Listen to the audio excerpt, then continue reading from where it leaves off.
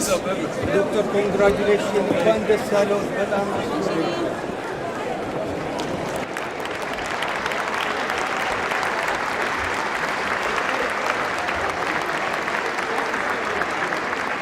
The 70th World Health Assembly, on the nomination of the Executive Board, appoints Dr. Tewodros Adhanom Ghebreyesus as Director General of the World Health Organization.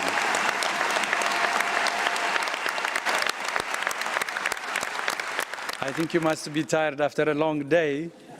My speech is a bit maybe long, but I will try to make it as short as possible. Thank you. Thank you, Madam President. And thank you, Excellencies Ministers. Thank you, Madam Director General, heads of delegation, and ladies and gentlemen. First of all, I would like to thank Sania and David for a dynamic campaign. It has been a 1 year of roller coaster. You have each made extraordinary contributions, and the world is counting on us to work together. And I would love to work with my colleagues, Sania and David. By the way, we have known each other for many years, the three of us, but it was necessary to go through this campaign. And I think it was a very good campaign. But the bottom line is, I think the world needs all three of us. And you all said,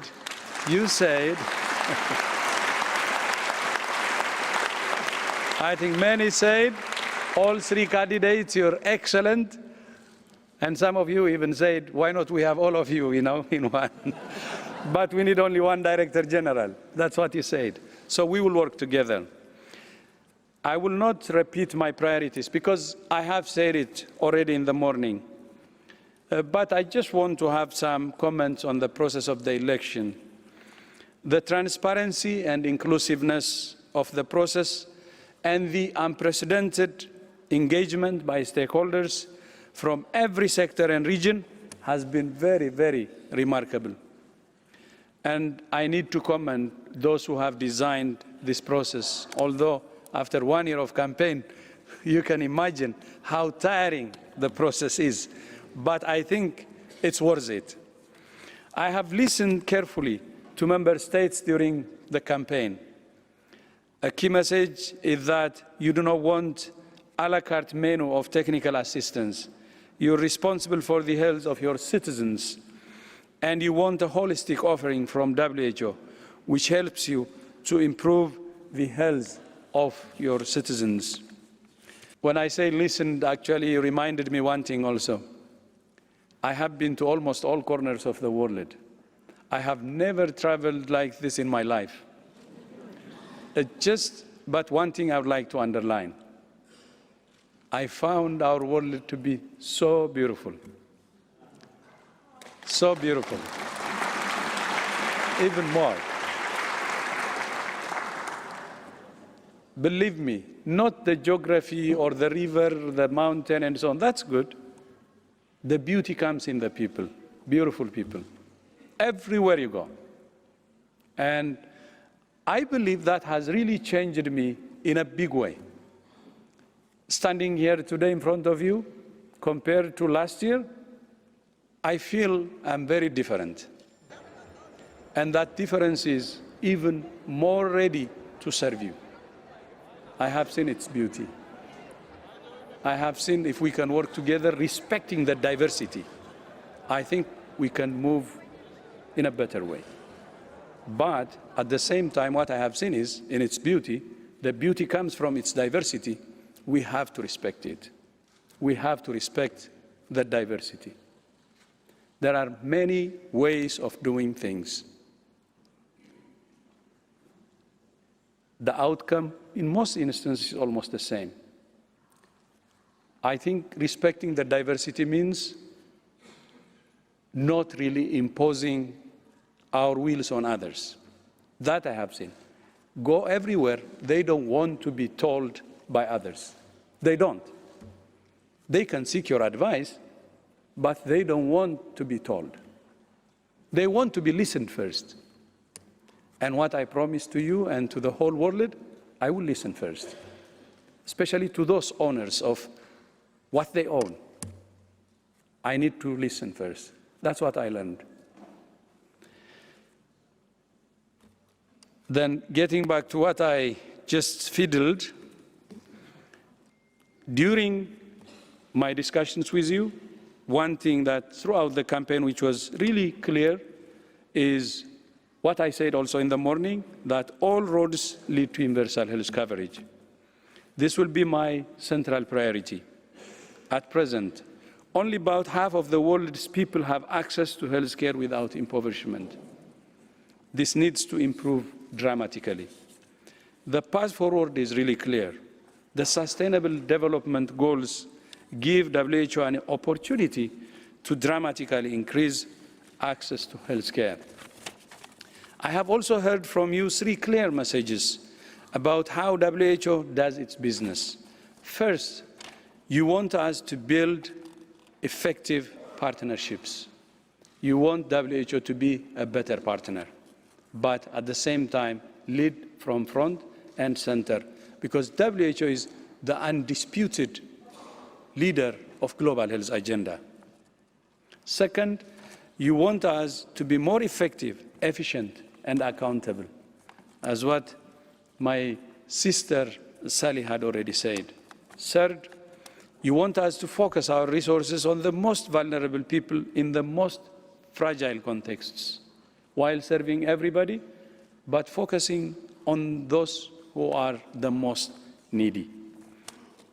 I hear you, and we will act on your messages. When I have the privilege of taking office on July 1st, I will provide more detail on our collective plan of action or respond to these challenges. And it's not going to be easy, and you know it. In fact, it will be difficult. We will need your voices, your commitment, and your support. We will need to work together to reach our common goals. Science, evidence, and innovation will guide our actions, but we shall prevail. To Member States, I deeply appreciate your support. Thank you so much. I have learned so much from you over this campaign. I have met almost all of you. I am here to serve you, your collective will. This election has been unprecedented in that it brought transparency to the organization and even greater legitimacy to the Director General. I will exercise this legitimacy to bring the change and reform we need for this noble organization to reclaim its trust from Member States and from every citizen of the world. Our highest obligation is to the people we serve. Together, we must ensure WHO has the resources to deliver on its mission. I commit that WHO will focus on measuring outcomes, and we will provide value for money. To our partners, while WHO is at its core an intergovernmental organization, the challenges we face are too big to be solved by any one sector alone. I will make sure WHO works in its areas of comparative advantage. We all have the same goal, which is to improve health. I commit that WHO will work with you as a good partner. To WHO staff, I value you. I will listen to you.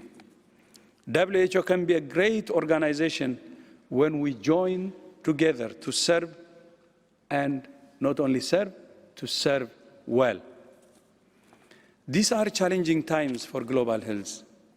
I commit to work with you to meet these challenges. We will innovate and measure our progress with clearly defined outcomes. I will do everything to create a fair and conducive environment, conducive working environment, with a focus on ensuring good governance. It's the motivation and participation of staff and a conducive environment that can help us use the full potential of our staff. This organization, and it's true for any other organization, its central asset is its human resources. And I will give that my special attention. And serving member states, working well with partners, creating conducive environment for staff, all this is to serve people, no other agenda.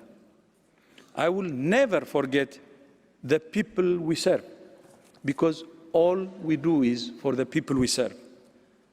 But they're not here in Geneva listening to our speeches, but rather suffering from preventable illnesses or being impoverished by seeking health care. Together, we will save and improve the lives of our most vulnerable brothers and sisters. This is my most solemn commitment to you. I believe in us. I believe in us in making a difference. Through partnership and collaboration, anything is possible. Let's get to work together for a healthier world. Thank you so much again. Thank you. Thank you. Thank you so much. Thank you. Thank you. Thank you for your confidence. Thank you. Thank you so much for your support. Thank you. Thank you so much. Thank you. Thank you. Thank you. Thank you.